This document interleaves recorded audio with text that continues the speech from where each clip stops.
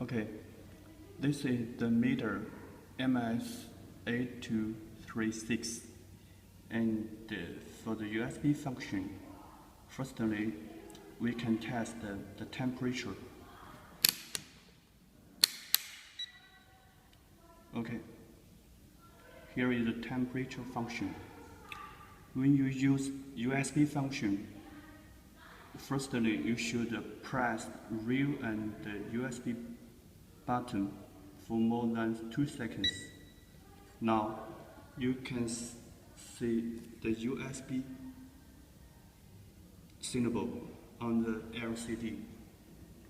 Now, as I said, this meter could test all the functions with USB.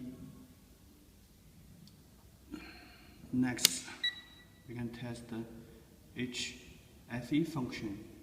Also, you can find the USB label on the LCD. Next function, same.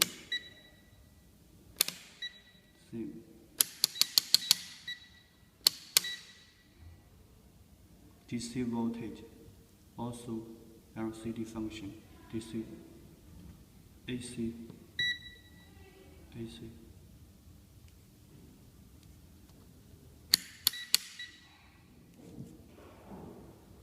That's all. Thank you.